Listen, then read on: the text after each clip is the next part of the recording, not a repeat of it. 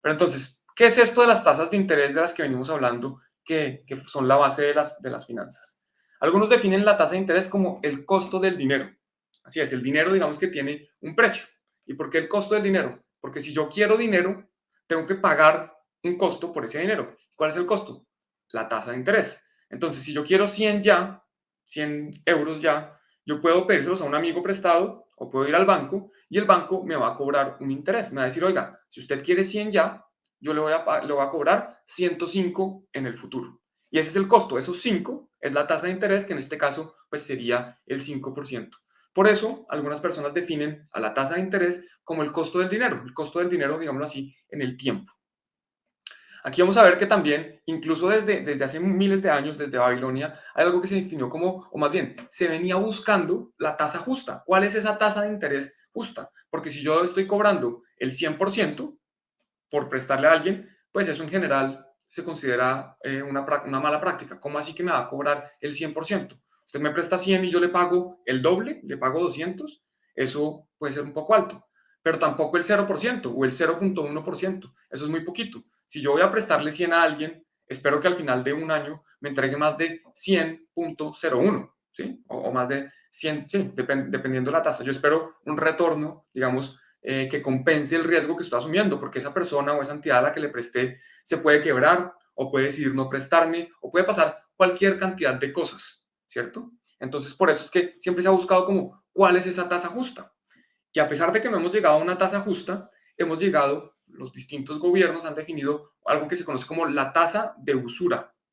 Y la tasa de usura es básicamente el máximo valor que uno puede cobrar en los intereses, ya sean remuneratorios o moratorios, de eso lo vamos a ver después, básicamente que uno puede cobrar a los agentes de la economía. Entonces, si yo soy una entidad regulada y quiero prestarle a alguien, digamos que yo soy un banco, el banco no puede decir a Juan Pablo, yo le presto a 100, porque los gobiernos tienen un máximo, que es eso que se define como la tasa de usura. Y en distintos países puede variar, pero pues puede ser alrededor del 40, el 30, el 20%, también dependiendo de cuáles son las tasas, otras tasas de interés del mercado. Como vamos a ver, no hay una sola tasa de interés. Entonces, la tasa de usura es esa tasa máxima. Aquí vemos la evolución, esta es la tasa de usura de Colombia. Vemos cómo desde el 2021 estaba alrededor del 26%, llegó a bajar aquí al 25,62%, y después con la subida de tasas del Banco de la República, que es una tasa de referencia, es la tasa a la que el Banco Central capta depósitos, a la que digamos que el Banco Central le remunera los depósitos a los bancos comerciales o a la que le prestan a los bancos comerciales,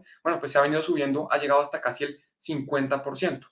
Entonces hoy en Colombia, si yo estoy usando tarjeta de crédito, pues va a ser una tasa bastante alta. Los que están viendo esto en Europa pueden estar impresionados porque estas tasas son altísimas para los que viven en otros países. Y hay un concepto que es muy interesante que vamos a ver en detalle, que es el interés compuesto. Vamos a ver, entender por qué el interés compuesto básicamente es que se va componiendo, es que básicamente yo voy recibiendo intereses sobre el interés. Entonces, si yo tengo una inversión, digamos, yo invierto 100 y esos 100 me van a rentar, por decir algo, el 5%, pues al final del año yo voy a tener 105, porque es el 5% de 100 son 5, más el principal son 105. El interés compuesto consiste en que, bueno, para el siguiente año yo no calculo el interés sobre los 100 originales, sino los 105. Entonces, en vez de tener 5%, o más bien 5 de retorno, el 5% de 100, voy a tener el 5% de 105. Entonces va a ser un poquito más, va a ser 5,0025 o algo así. Habría que hacer los números y eso, y por eso vamos a ir al Excel más adelante. Esto es importante que lo entiendan y lo vamos a ver en detalle en la parte de finanzas en la práctica. ¿Por qué decimos que hay múltiples tasas de interés? Porque es que las tasas de interés dependen de varias cosas. Aquí en la tabla de la izquierda lo que vemos es distintos países y cómo cada país tiene una tasa de interés de referencia. Entonces, si nos vamos a Japón, en este momento tienen el menos 0,1. En Suiza, el Banco Central Suizo tiene la tasa, la ha definido como el 1%. Estados Unidos, por ejemplo, vemos acá, está en el 4,75%. Perdón un segundo.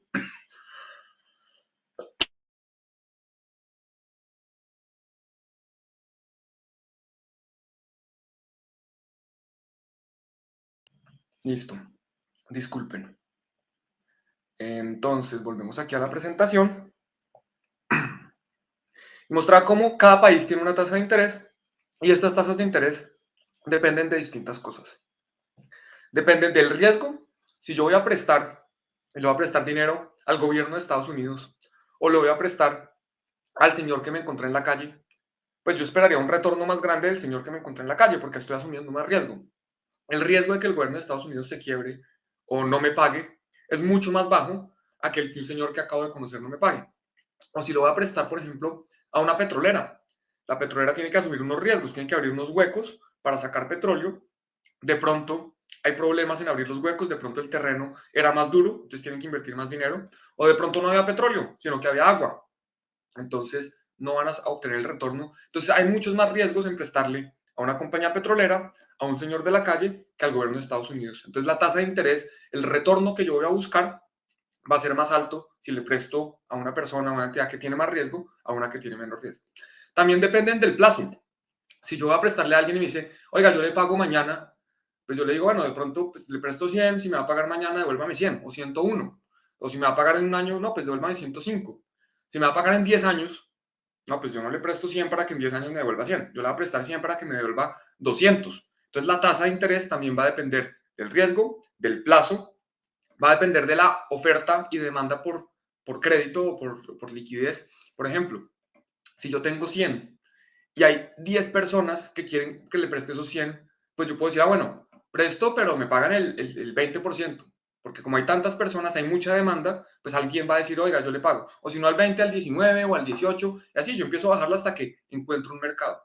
Si por lo contrario, hay una persona que quiere que le presten, pero hay 10 bancos ofreciendo créditos, pues los bancos van a bajar su tasa porque están compitiendo para que esa persona tome el crédito. Entonces, la tasa de interés también va a depender del mercado, de si hay oferta o demanda, o más oferta o más demanda por estos recursos, por liquidez. Y finalmente va a depender de la política monetaria. La política monetaria es esto que venimos hablando de los bancos centrales.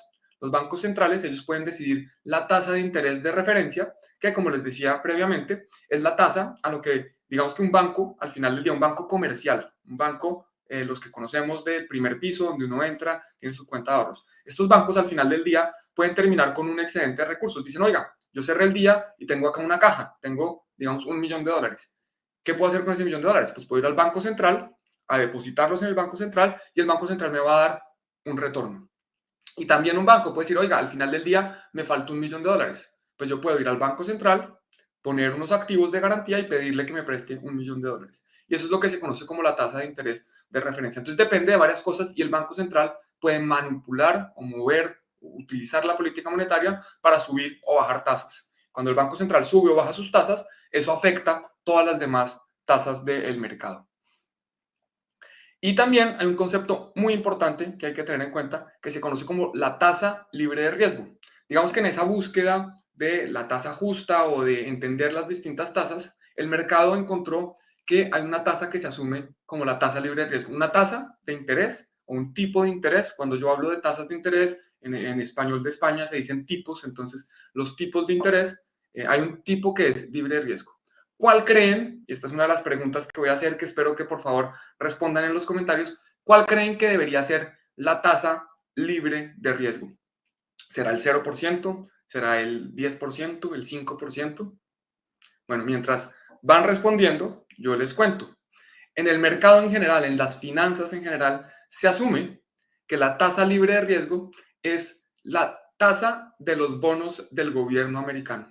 ¿Por qué? Porque se asume que el gobierno americano no tiene riesgo, que prestarle al gobierno americano no tiene riesgo, porque el gobierno americano siempre me va a pagar, nunca va a hacer default y en el momento en que llegue el día del pago y no pueda pagarme, pues tiene la maquinita de imprimir dinero.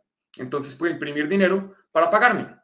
Entonces se asume que al prestarle al gobierno de Estados Unidos, yo no estoy asumiendo riesgo y por eso la tasa de esos bonos se asume como la tasa libre de riesgo. Y esta tasa es la tasa que va a definir un poco el mínimo, el piso de las tasas de interés. Es muy difícil encontrar, o en teoría imposible encontrar, una tasa menor que la tasa libre de riesgo. ¿Por qué? Porque si yo tengo un dinero y alguien me dice, oiga, préstemelo por favor y yo le pago el 3%, y yo no sé si esa persona se va a quebrar o cualquier cosa, o yo puedo decir, préstese al gobierno de Estados Unidos que le va a pagar el 4% y es libre de riesgo, pues no hay una razón para prestar menos que la tasa libre de riesgo. Si yo puedo obtener la tasa libre de riesgo, de nuevo, sin riesgo. Esto de nuevo son supuestos. Y acá yo no quiero decir que el gobierno de Estados Unidos nunca vaya a hacer default, porque ya lo ha hecho. Hacer default es no pagar sus obligaciones, ya lo ha hecho. Yo no quiero decir que realmente es libre de riesgo. Hay muchos riesgos. ¿Qué tal que caiga un meteorito en Washington o aquí en Nueva York? Por cierto, les cuento que estoy en Nueva York, en la capital financiera del mundo. Supongo que después de que ocurrió Brexit ya no hay disputa de que Nueva York es la capital financiera del mundo, pero bueno, puede caer un meteorito acá. Eso es un riesgo. Y puede que la Reserva Federal, el Banco Central de Estados Unidos, no quiera imprimir por distintas razones. Entonces hay un riesgo de que no me paguen. Simplemente esto es como un poco más la teoría. Eso es lo que se asume la tasa libre de riesgo. En Europa, por ejemplo, la tasa libre de riesgo en euros puede ser el gobierno de Alemania.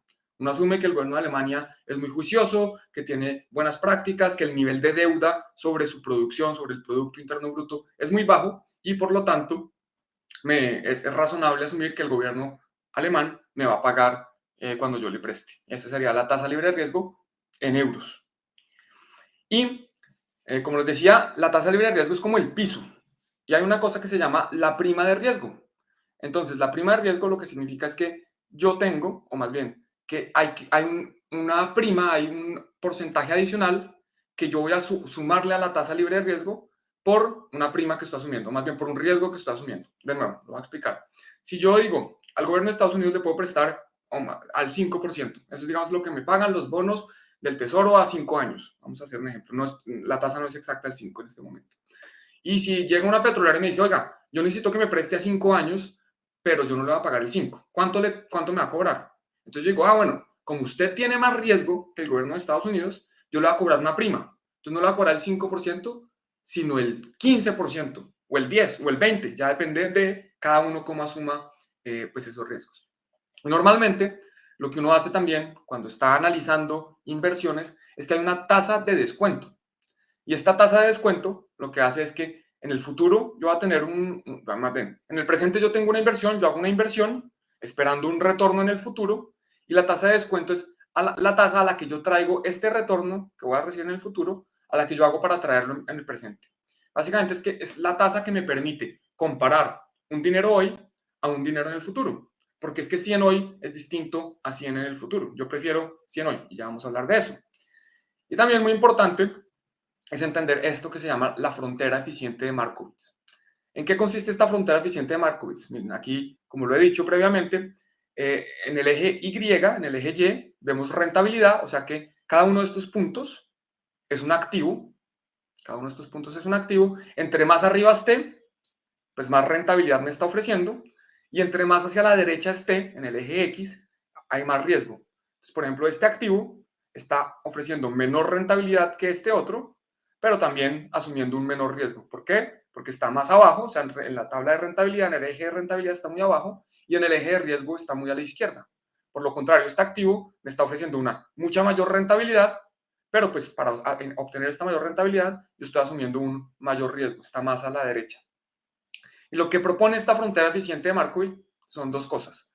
La primera es que ningún activo va a estar por fuera de esta frontera. O sea, cuando te dicen, te voy a ofrecer un activo por acá, donde está el mouse, supongo que lo están viendo, que ofrece mucha rentabilidad, pero poco riesgo, bueno, pues eso es mentira, eso no existe. Si uno quiere mucha rentabilidad, pues tiene que irse por acá, a asumir mucho riesgo.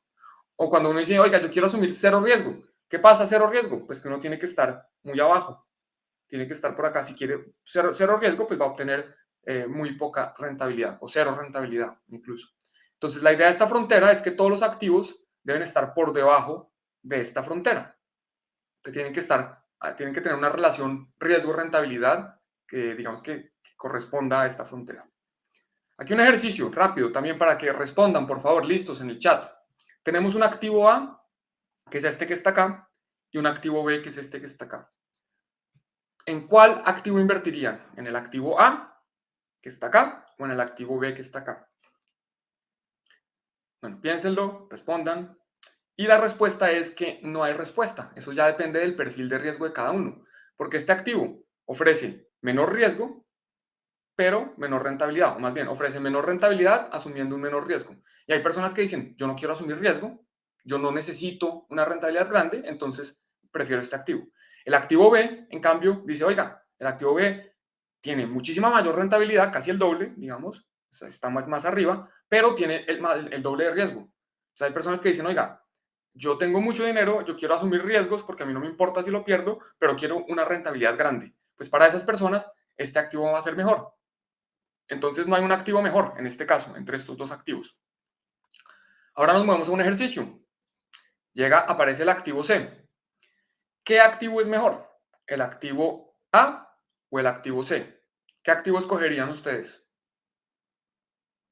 Bueno, pues entre el activo A y el activo C, sí hay un activo que es mejor, y es el activo A. ¿Por qué el activo A es mejor que el activo C? Porque el activo A me está dando una mayor rentabilidad que el activo C, o sea, está más alto, y asumiendo un menor riesgo. ¿Sí? Yo puedo asumir aquí un menor riesgo en A, o sea, está más hacia la izquierda, con una mayor rentabilidad. ¿Para qué escogería el activo C? No hay razón para escoger este activo. Entonces, normalmente lo que propone esta frontera eficiente es que uno puede ubicarse en la frontera o muy cerca de la frontera y que también yo puedo tener una combinación de activos. Por ejemplo, yo puedo tener un porcentaje del activo A, digamos 50% del activo A, 50% del activo B, y tendría un activo que estaría por acá, que tendría un riesgo, digámoslo, promedio entre el activo A y el activo B, y una rentabilidad promedio entre el activo A y el activo B. Entonces yo puedo construir esta curva con distintos instrumentos. Pregunta, de nuevo, para que respondan en el chat rápidamente, porque no estoy dando tiempo de responder, hay que responder rápido. ¿Dónde se encontrarían los bonos del Tesoro de Estados Unidos en esta parte de la curva? ¿En qué parte de la curva se ubicarían los bonos del Tesoro de Estados Unidos? Y la respuesta, pues, es por acá abajo. Hay muy poco riesgo, pero muy poca rentabilidad. Mientras que un activo, por ejemplo, si yo voy a experimentar en DeFi, en finanzas descentralizadas, con unos tokens creados de la nada por una gente que son unos desarrolladores, no sé qué, bueno, pues eso, digamos que la rentabilidad puede ser muy alta, pero el riesgo se saldría de esta gráfica, estaría por acá arriba donde está el logo de Alpha Bitcoin. Puede haber mucha rentabilidad, pero también hay muchísimo riesgo. Entonces, así dependiendo del riesgo y la rentabilidad del activo, se puede ubicar en esto que es la frontera eficiente de Markowitz. Y hablemos aquí un poco de preferencia temporal, que es lo que yo les decía aquí cuando veníamos a ver esto, de que el dinero no tiene el valor, o más bien, que $100 hoy no es lo mismo que $100 mañana. Veamos aquí las preguntas. ¿Qué prefieres? ¿$100 ya o $100 mañana? Digamos que ahí la diferencia no es tan clara, porque yo digo $100 ya, o yo estoy en otro país y no tengo en mi caja fuerte y no necesito los $100. Bueno, de pronto prefiero que me los des mañana. Guárdamelos y me los das mañana. Esa pregunta no es tan clara. Pero ¿qué tal ahora? ¿$100 ya o $100 en un año? Yo prefiero $100 ya, porque si no me los voy a gastar, los guardo y en un año tengo $100.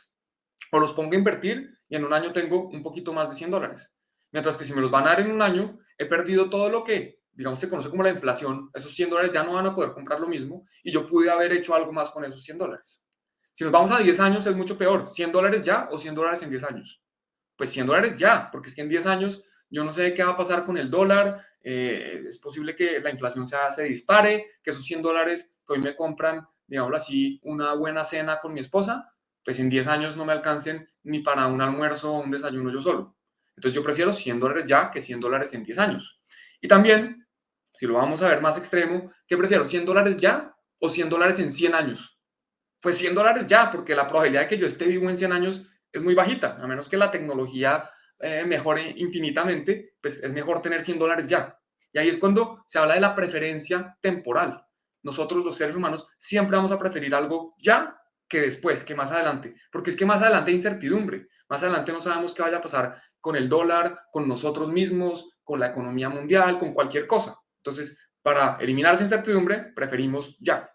Y la preferencia temporal no es igual para todos los seres humanos, es distinta.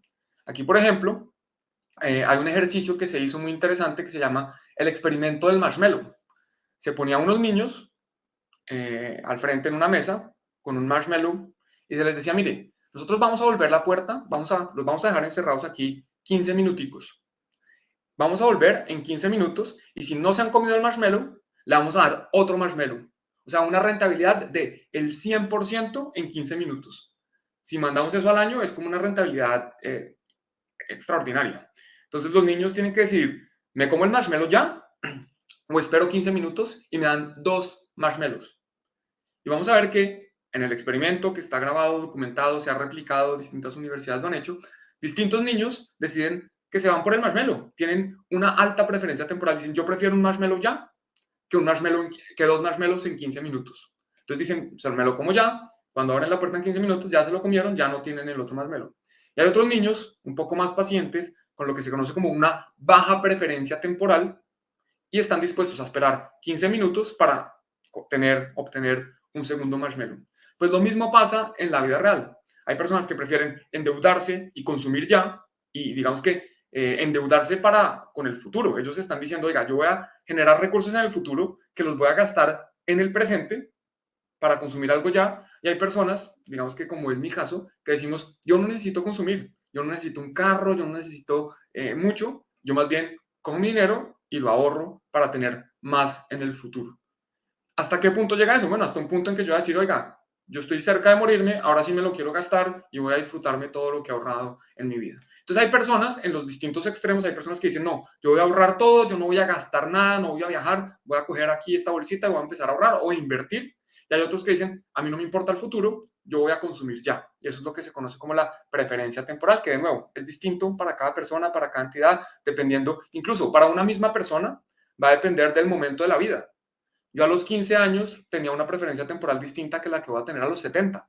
Entonces, esto es otro concepto financiero bastante importante. Y ahora vamos a hablar un poco del adefesio de las finanzas. Y es algo que no debería existir, pero que recientemente hemos tenido que experimentar y vamos a ver qué ha pasado, que son las tasas de 0%. Es ridículo pensar que hay preferencia temporal negativa. O sea, que a alguien le dicen, oiga, mire, ¿qué prefiere? ¿100 ya o 95 en el futuro? ¿No? ¿Cómo así que? O más bien, es ridículo pensar que una persona o una entidad le da lo mismo, porque una tasa de interés del 0% significa que 100 ya son iguales a 100 en el futuro y nadie va a querer eso.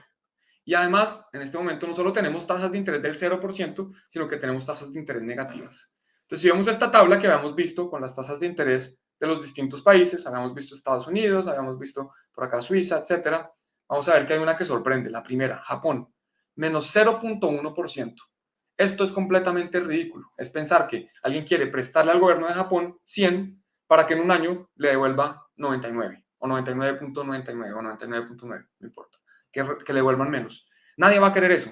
Tasas de interés negativas son un adefesio que ha venido desde hace tiempo. Aquí, por ejemplo, vemos en Suecia fue uno de los primeros casos donde ocurrió, aquí en 2015, aquí pareciera que dice 2016, pero si no estoy mal, 2015 o de pronto fue aquí, un poquito antes, la tasa de interés de referencia pasa a ser negativa. Una cosa extraordinaria, esto no debería pasar.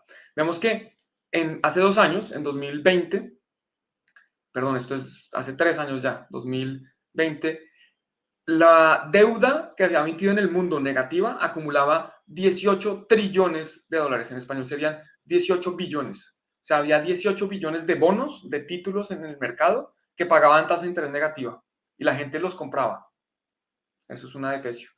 En Dinamarca, las hipotecas estaban a tipos negativos. O sea, prácticamente yo podía ir a comprar una casa, le decía al banco, señor banco, présteme 100 y en 10 años yo le voy a pagar 99. ¿Por qué? Porque había una tasa de interés negativa del menos 0,5%. Completamente ridículo. El gobierno de Alemania, por primera vez, vendió bonos a 30 años con tasa de interés negativa. Llegaron al menos 0.91%. O sea, yo decir, le voy a prestar al gobierno de Alemania para que en 30 años me pague menos. Completamente ridículo. Esto de las tasas de interés negativas es un adefesio al que nos han traído los bancos centrales y es una de las razones por las cuales a mí me interesa mucho Bitcoin, porque es que en Bitcoin no pueden controlar esas tasas de interés, pero bueno, esta clase no se trata de eso.